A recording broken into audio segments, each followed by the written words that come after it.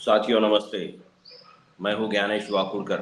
लोक जागर स्तंभ में हम बात करेंगे महाराष्ट्र की बिगड़ी हुई कायदा एवं सुव्यवस्था के मामले में।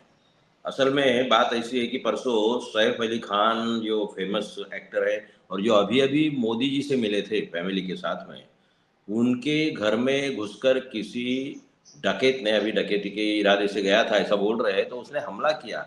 4, 5, 6 चाकुओं के वार उनके शरीर पे है, बदन पे है और बेटे को भी मारने का इरादा था या लूटपाट का इरादा था या उनको जिस तरीके से वो जो घाव हुए हैं वो बहुत डीप है और ऑपरेशन भी किया गया उनका। और अभी ठीक है, उनकी परिस्थिति उनका वो डरने वाली कोई बात नहीं है, डॉक्टर ने बोला है कि वो सेफ है।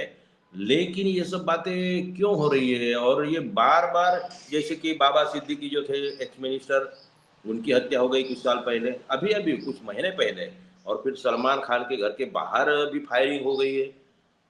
तो मुंबई में और गाँवों में, बड़े शहरों में खून हो रहे, अपहरण हो रहे और हत्याएँ हो रही है, ये क्या चल रहा है? असल में देवेंद्र फडणवीस मुख्यमंत्री है और उन्हीं की तरफ गृह मंत्रालय भी है।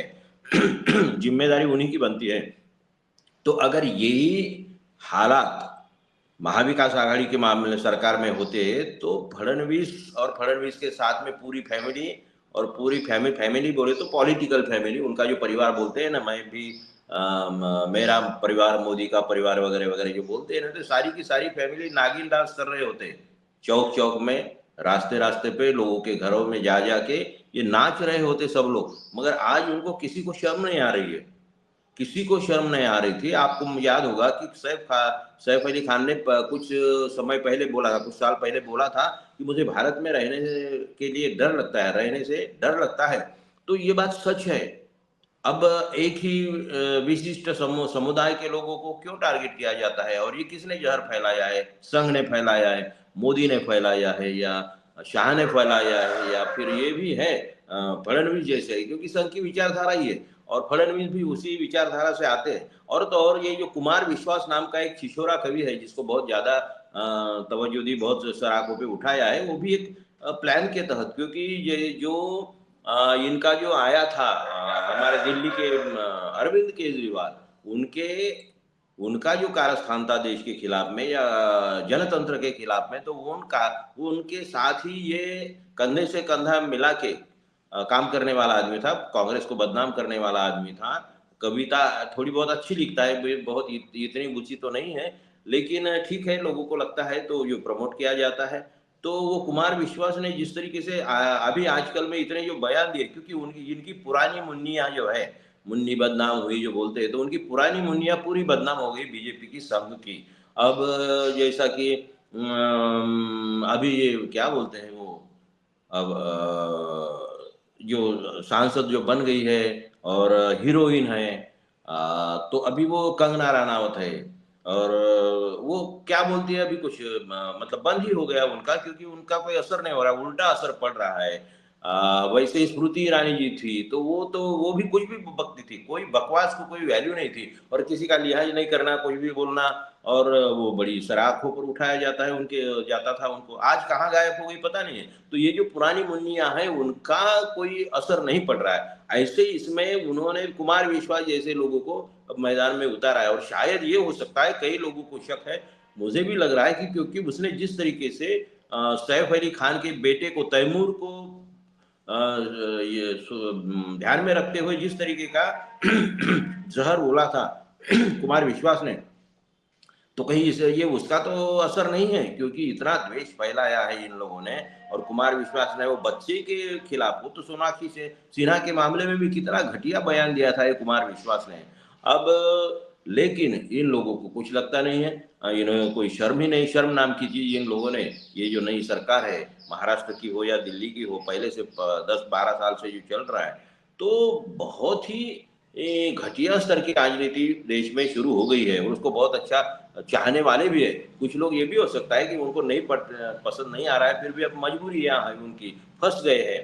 तो ये जो हमला हुआ है, और इतने बड़े बांद्रा जैसे एरिया में, जो बहुत सुरक्षित एरिया कहा जाता है, वीवीआईपी एरिया कहा जाता है, बाला साहब ठाकरे भी बांद्रा में ही रहते थे, मातोश्री उनका जो है। तो अभी मेन बात क्या है कि इसका सांसद प्रियंका चतुर्वेदी ने बहुत बड़ा निषेध भी किया है, आरोप भी लगाया है कि भाई ये क्या हो रहा है। और वर्षा गायकवाड़ ने भी बोला है कि भाई ये जानबूझकर किसी ने किसी इरादे के साथ, सिर्फ क्योंकि इतने बड़े सिक्योर्ड एरिया में कैसा क्या घुस जाता है कोई आदमी, कहीं ना कहीं गड़बड़ी तो है, कहीं ना कहीं किसी का इंटेंशनल पॉलिटिकल इंटेंशन हो सकता है। और ऐसे बड़े हस्ती पे वीवीआईपी एरिया में रहने वाले और बहुत ही सुरक्षित रहते, क्योंकि उनके पास में उतना तो बंदोबस्त भी होगा। तो ऐसा होने के बाद अगर वो सुरक्षित नहीं है तो हम और आप कैसे सुरक्षित रह सकते हैं? हम लोग कैसे सुरक्षित रह सकते हैं? लेकिन अब देखिए और एक बात है कि पंकजा मुंडे जो गोपीनाथ जी मुंडे की बेटी है, मिनिस्टर है अभी, और उनका चचेरा भाई धनंजय मुंडे वो भी मिनिस्टर है, वो बीजेपी से में चले गए थे पहले। तो ये दोनों लोग मिनिस्टर है, इनका बीड जिला है, गोपीनाथ मुंडे जी का भी बीड जिला था। और वहां पे दिन दहाड़े एक सरपंच की हत्या हो जाती है।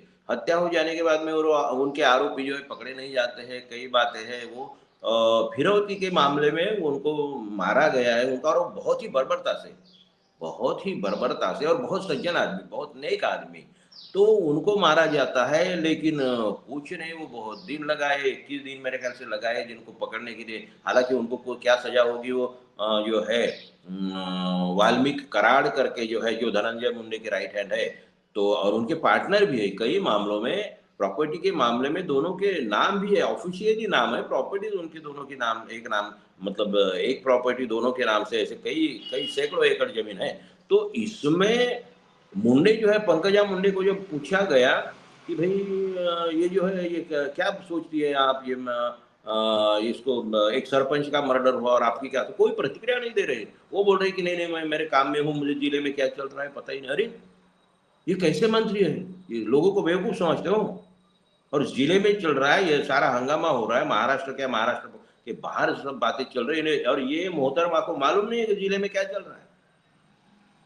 जिले में ये अगर बात होती, या ये अपने महाविकास आघाड़ी का कोई मंत्री होता तो उसमें भी इन लोगों ने हंगामा मचा दिया होता।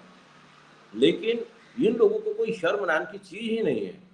तो ये बहुत ही महाराष्ट्र में इस, और मुख्यमंत्री तो हमारे चुपचाप बैठे, वो तो गढ़चिरौली में लगे हुए कि भाई पालक मंत्री बन जाऊंगा, पालक मंत्री में जिसकी भी हित है, क्या क्या प्रॉपर्टीज है, जितने भी खनिज है, खनिज संपदा है, उस पे ये नाग जैसे बैठ गए फना मार के, क्योंकि पालक मंत्री बन जाएंगे तो जंगल है, खनिज है, तो ये सब प्रॉपर्टियां किसको दी है, किसका काम चल रहा है वहां पे? जैसे मणिपुर जैसे हालात जो है, उतनी खनिज या बाकी जो चीजें जमीन है और जंगल है, पानी है, और कई मिनरल्स है, तो ऐसे इसमें जो काम हो रहा है, तो ये बातें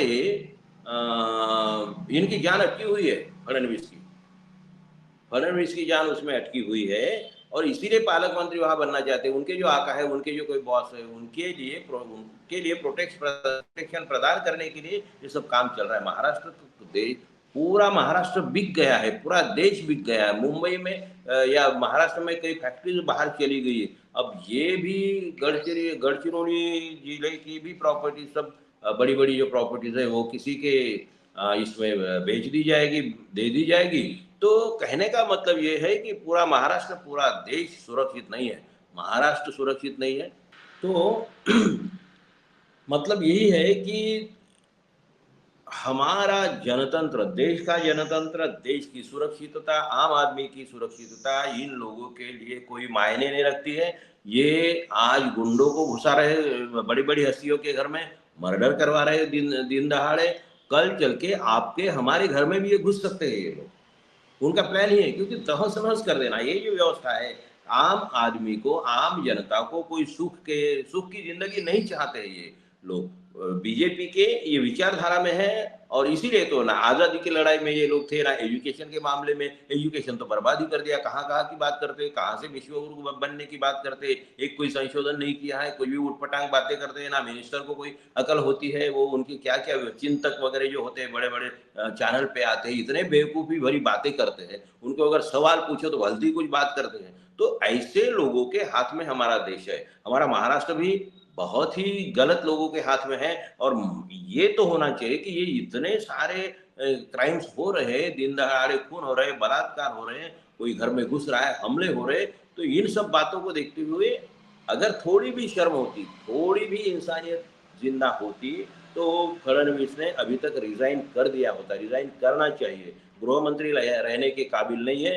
उन्होंने मुख्यमंत्री के पद पे रहने के लिए भी वो काबिल नहीं है, और हमेशा वो डरे हुए हैं। अभी जो मैं बॉडी लैंग्वेज उनका देखा, उसका भी वीडियो किया था मैंने, तो जो मिले एक फंक्शन में, तो बॉडी लैंग्वेज देखा तो वो डरे हुए हैं। उनको लग रहा है कि अंदर के अंदर उनके आपस में जो बीजेपी में चल रहा है, अंदर के अंदर संघ और मोदी में चल रहा है। तो इसकी वजह से और ये खुद के लोगों को खुद के लोगों पे भी हमले कर देते हैं, उनको भी ब्लैकमेल करते हैं, और मोदी और शाह, तो उनकी राजनीति जो है, तो कुटिल राजनीति से मुझे लगता है कि फडणवीस भी डरे हुए हैं। उनके हाथ पूरी बीजेपी डरी हुई है, और इसीलिए उन लोगों के हाथ से सरकार ही बर्खास्त कर देना चाहिए। ये तो रिजाइन करेंगे नहीं, राज्यपाल भी, मगर हमारे यहाँ के राज्यपाल भी क्या है, उन्होंने जो बोला, वो जो आदेश आएगा, साइन ये करेंगे, टाइपिंग वहां से होके आ जाएगा, ये साइन करेंगे, इतना ही काम करते हैं ये। इतने घटिया हमारे हर पद का, हर वैधानिक पद का इतना डिवेल्युएशन आज तक की इतिहास में कभी नहीं हुआ। तो बीजेपी वालों ने देश का सत्यानाश कर दिया, बर्बाद कर दिया है देश को इन हाथों से। इनके हाथों से जितने भी जल्दी ये देश को निकाला जाए तो सबके लिए अच्छा होगा। चलो, आज के एपिसोड में इतना ही। धन्यवाद, शुक्रिया।